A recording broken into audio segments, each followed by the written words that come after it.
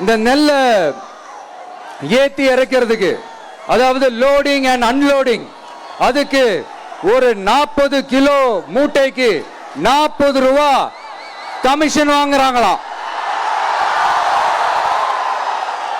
அரசாங்கமே ஒரு மூட்டைக்கு 10 ரூபா கொடுக்கறாங்க. ஆனா இவங்க அதுக்கு மேல 40 ரூபா கமிஷன் வாங்குறாங்க.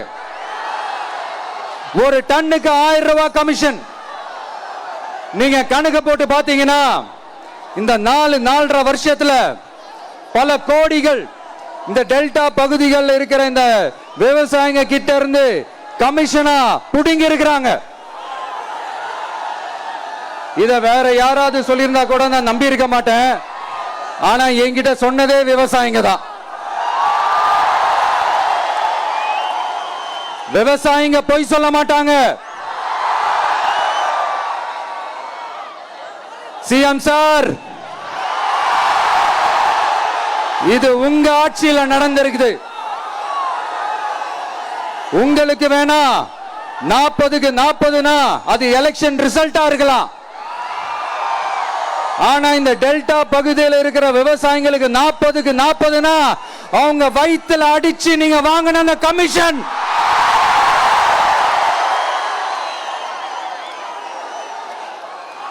இது உங்க ஆட்சியில நடந்திருக்குது. சிஎம் சார், இதுக்கு என்ன பதில் சொல்ல போறீங்க?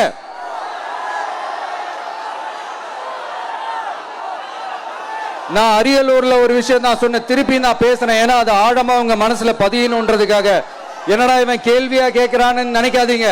தீர்வை காண்டி போறதும் தீர்வை நோக்கி போறதும் தான் நம்ம டிவிக்கோட லட்சியமே. நம்மளுடைய தேர்தல் அறிக்கையில அதுக்கான விளக்கத்தை தெளிவா கொடுப்போம். இந்த பொய்யான தேர்தல் அறிக்கையில நாங்க கொடுக்கவே மாட்டோம். எது நடைக்கு சாத்தியமோ, எது உண்மையோ அதை மட்டும்தான் சொல்லுவோம், அதை மட்டும்தான் செய்வோம்.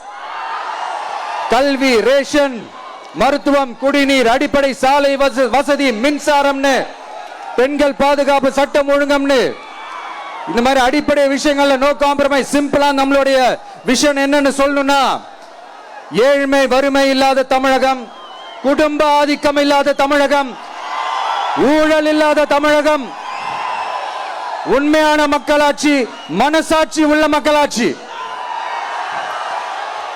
கான்பிடன்டா இருங்க மக்களே, நல்லதே நடக்கும், வெற்றி நிச்சயம்.